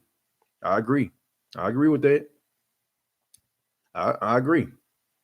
No argument here. And we all know that Cowherd can be way out in left field. I mean, I don't really respect his hot takes on a lot of things, but I give him that. If Drew could throw the ball past 30 yards, our receivers would be legit. Jack, I agree with that. Muhammad, that's how I felt. It's like once You start losing the whole dang team. Yep. You couldn't beat the Vikings. Deep down, we know the Vikings aren't becoming better than the Vikings are becoming better than us. Nah, I don't agree with that. I just think that it's the inability to go throw the ball down the field, and the way that the Vikings play so close to the line of scrimmage. I think it kind of plays into their hand. It's all about matchups, folks. I'm a big boxing fan too, right? There's this boxer that I like. His name is Yamasito Lopez, right? Now, this guy, a lot of people would consider a B plus type boxer, but nobody wants to fight this guy. And the reason why they don't want to fight him is because he gives everybody a run for their money. It can be an elite boxer everybody is talking about, but when they get up in there with Yamasito Lopez, they about to be in for a fight. And he always keeps it close. Nobody want to fight him because, you know, the way that he matches up against him. Sometimes the game's all about matchups. And I just think that the Vikings are just a bad matchup for the Saints. I feel like if the Saints would have played anybody else, if they would have played the Eagles, they would have won. If they would have played the Seattle Seahawks, they would have won. It's just something about the Vikings that it just don't go well for the Saints. They're just a matchup nightmare for the Saints. I got nothing to do right now, so when I saw the notification for your stream, I had to check in. Thank you very much, man. I appreciate that. Jordan Ross says, I think getting Harris was good for us. I think he the next Tyreek Hill. Yeah, I'm ready to see him this year. I'm ready to see Emmanuel Butler too, man. Y'all can't forget about him. Y'all can't forget about him. We can't write him off just because we didn't see him, man. We gotta see what this young man is all about. So I'm interested to see that. Should Eli Apple get cut? Man, should Eli Apple get cut? Man, should you have an umbrella when it's raining? I mean, should you wear a sunblock if you're going to the beach? Shouldn't you wear swimming trunks if you're going swimming? Absolutely, man. They should get rid of this dude. Like, TTV, what come on, man. Man, this dude should have been on the first thing smoking tonight up out of town. For real. Eli Apple shouldn't be nowhere near the New Orleans Saints next season. I mean, I wish him good luck in all his future endeavors, but just not with the Saints. Niners shutting some of the stuff down on Sunday. Mahomes won't have much time against Bosa and Buckner. That's a defense that can get there with four linemen. That's true. But, man, Patrick Mahomes is so good, man. Dude is good. Keep Eli and burn P.J. Williams' number. Man, I don't want to keep now one of them dudes, man. Let's get some guys that can get the job done. Like, let's stop holding on to riffraff. Like, let's cut it out, man. Like, let's get rid of this riffraff that's holding the team down.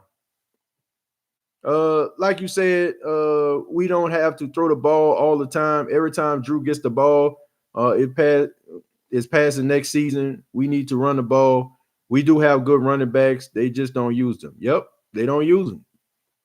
And the only logical explanation, once again, is because they don't want to. Apple should have been gone as soon as his mama started talking. Man, his mama always talking. Like, that's kind of her thing. Like, she one of them people that, uses her son, to brighten her own self up. You know what I'm saying? She uses his light to illuminate herself. And that's something I don't like.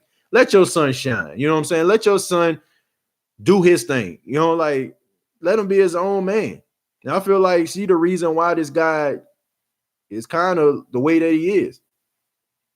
Tariq been a success. If he doesn't cut up in college, Dante Harris has to learn to catch the football better. He hasn't gotten over that. Yeah, I mean, I think that's why the Saints didn't really use him in the passing game.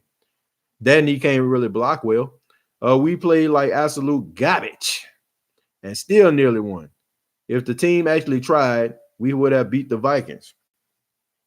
I agree with that. A lot of mistakes were made playing with him, poking the bear, so to speak. Having EB is like having another Michael Thomas.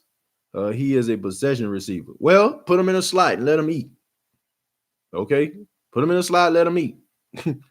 But I am tired of these utility guys. I'm tired of these role players, so to speak. We need guys that can run all 9 of the routes on the route tree. We need guys that can go out here and catch the ball and make a play. Like bump all these guys that he fast. Let's put him on a 9 route. Oh, he's a decent route runner. Let's send him on a post. Get a guy that can run all the routes like Michael Thomas. What I'm saying? Put Emmanuel Butler in the slot. Let this man eat, please. You know what I'm saying? Like big 6'4", 225-pound dude. Like let him eat. You know what I'm saying? Put him in that slot. Let him, you know what I'm saying? Like go up against those small cornerbacks and let that man go out there and win them 50-50 balls. Come on, man. What are we doing? Let's see. Zimmerman has Zimmer, Mike Zimmer. We know who Zimmerman is. Isn't it? Yeah, Mike Zimmer has Peyton playbook Minnesota not better than the Saints. Earl, that remind me of Waterboy. You ever seen Waterboy when or Henry Winkler, the guy who played the Fonz, he was Waterboy's coach, and he was scared of the coach over there across the field because that coach had like all these plays and stuff like that. I feel, it kind of put me in mind of what Earl just said. How do you feel about Tommy Lee coming back?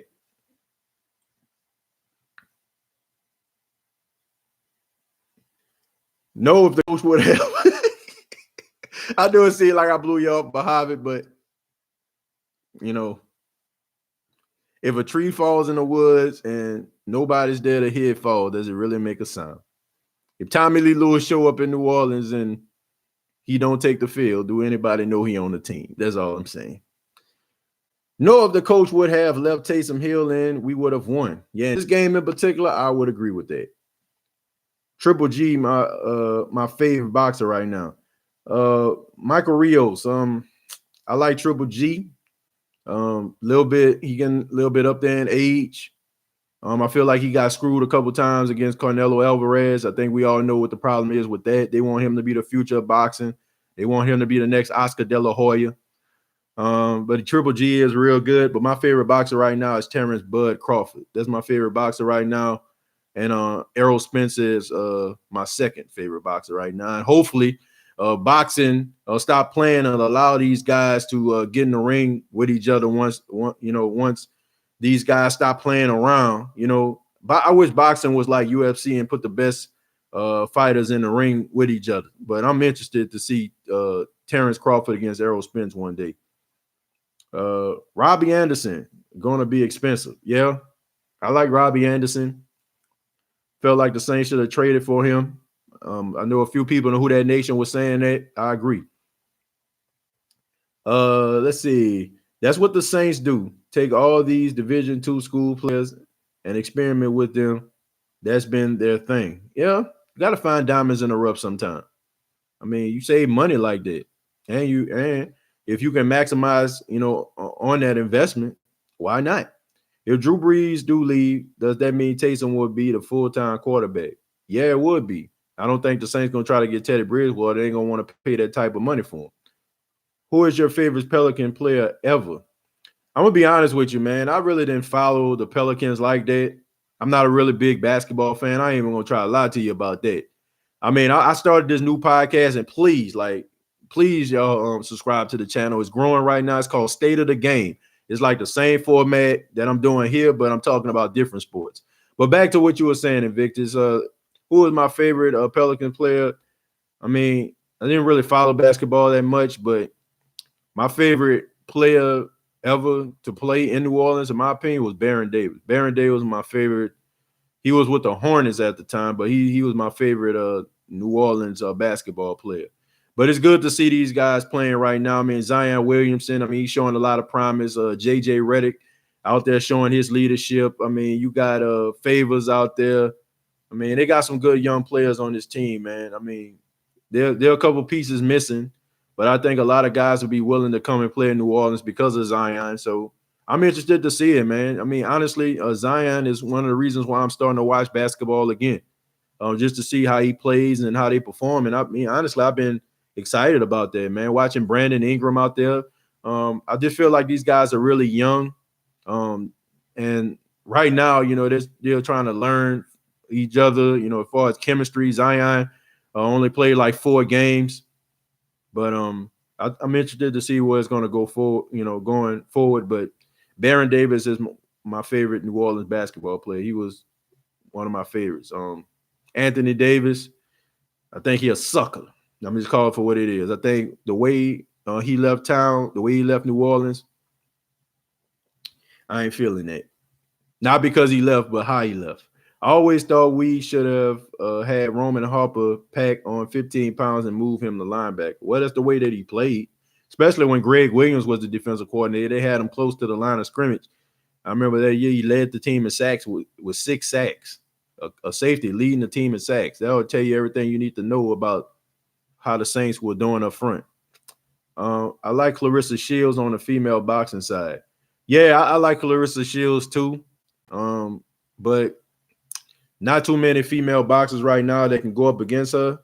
I think that we all want to see her go against Layla Ali, but even if she was to beat Layla Ali, people will be asking the question, what would have happened if Layla Ali was young in her prime, would Clarissa Shields get the best of her? But yeah, she is pretty good right now, and I like the fact that she's getting the attention she deserves. But they do need some more female boxers that can possibly go up against her and make it competitive again. Well, make it competitive, period. It's never really been competitive. Layla Ali was just a wave, and now it seems like Clarissa Shields is the same way, but I want to see other female boxers come in to give her a run for her money. I saw something that said Calvin Johnson coming out of retirement. Now, you need to stay retired, man. I mean, Calvin Johnson, he going to the Hall of Fame. No doubt about it. I mean, Megatron was incredible. No need to come out of retirement. I mean, he's been out the league probably about 4 years, going on 5 years. He'll be eligible for the Hall of Fame next season. So, man, just stay gone, man. I mean, you made a lot of money. Made over $100 million in your career. And the way that he saved money, I mean, he don't have to come back. He's not hurting. Let's see. Errol Spence Jr. is lucky to still be alive. Yeah, man. Yeah, he's lucky. Hopefully he learned from it, man. I mean, drinking and driving. I mean, especially driving. I mean, dude was driving like a bat out of you know what. And so, I mean, hopefully he learned his lesson. Yeah, New Orleans Hornets count as well. Okay, Megatron to the Saints. Nah, I'm good on that. I agree. Bridgewater stepped up during Drew Brees' injury. I wish we could keep him. Yeah, me too, but he played his way out. David West in basketball. Yeah, David West was a lone stay in New Orleans. He was one of those cornerstone players. It was good to know that he got a championship. I think what he got it with Golden State. So, that was good for him. Calvin Johnson will come out of retirement and Ocho Cinco holder. Yeah, he going to kick field goals like he's trying to do with the XFL. Should we draft Jefferson from LSU in the first round? If he's still available, why not? Yeah, I think that would be a good look. Diddy Bop and JJ Redick pitiful on defense and Faber moves like he has molasses. Yeah, man, JJ Redick, I mean, he up there in age, man. I mean, what are you, like 35, 36? I mean, he was one of those good defensive players. Of course, man, he was one of the best players in the country coming out of Duke. I mean, I remember watching him. That boy was a beast in college, but, I mean, Father Time is undefeated, man. Eventually playing all these years in the league, you kind of lose a step, man. You get some of these young guys up in here, it's hard to stay in front of those guys. But JJ Redick, I mean, he's a leader. He's a leader in the locker room, and I got a lot of respect for him, man. He played a lot of good basketball throughout his career. Let's see. I'm still kind of not feeling Teddy. Love his personality, however, it's just something. I get what you're saying, man. You want that quarterback to take the team to the next level, and some people feel like you're a little bit too laid back, and I get it. Where do people get the idea that Taysom is this great quarterback? He hasn't even thrown 200 passes yet, and he only hit half of the passes that he's thrown. I don't think it's the fact that people just think that he's great. I think that people just like, man, give him a shot. But see, that's the thing, King. I mean, you got OTAs, you got minicamp, you got training camp to actually see this guy. So it's not like they're just about to put him out here and just like, okay, man, this is your car. Just get in the car, make sure you don't crash it. Nah, he gonna have to earn it, man. He gonna have to earn it. So if he goes out there and he doesn't perform well, you make sure that you have another quarterback in place. Have a competition. May the best man win. JJ Redick still 40% from 3-point range, not to mention he is our leader. Yep. Guy can always shoot. Always been a really good shooter. Steve Smith didn't want none of Roman Harper. He took it out on Malcolm Jenkins. Yeah, man. Steve Smith used to be misusing the Saints, man. Y'all got called for what it is. That guy was a monster. Can we sign Zion for a quarterback? He was throwing them dimes at the beginning of the year for fun. Now I think the Pelicans wouldn't want him to go and leave, So, man, good luck to Zion. I mean, he's averaging like 18 points and 7 rebounds a game in these 4 games. So, good luck to him. Anthony Davis, BS. Yep. What do you think about Andy Dalton and Sean Payton's offense? Good question. I never thought about that, Jack. And you coming through once again with the good questions. And I appreciate that. Andy Dalton, I feel like, can be a really decent quarterback. My question is he too far gone? All those years in Cincinnati, mediocrity, reigning supreme, not getting over the hump, not winning a playoff game. Like, has that gone into his psyche? Does he believe that the book has already been written on Andy Dalton? I'm interested to see. Maybe his career can be salvaged in the right situation. I wouldn't mind having Andy Dalton come in, possibly being a backup. I wouldn't mind that. He wasn't terrible. I think his confidence kind of, deteriorated, the last few years, because I think the fan base kind of turned on him. And you got to have thin skin, man. But all those years of losing in the playoffs, it can really bring it down. Let's see. Somebody in the Saints fan chat earlier said Joe Burrow is better than Taysom Hill. I mean, duh. That's pretty obvious. I mean, you're gonna be the first pick in the draft. But I mean, what have you done for me lately? You got to remember that.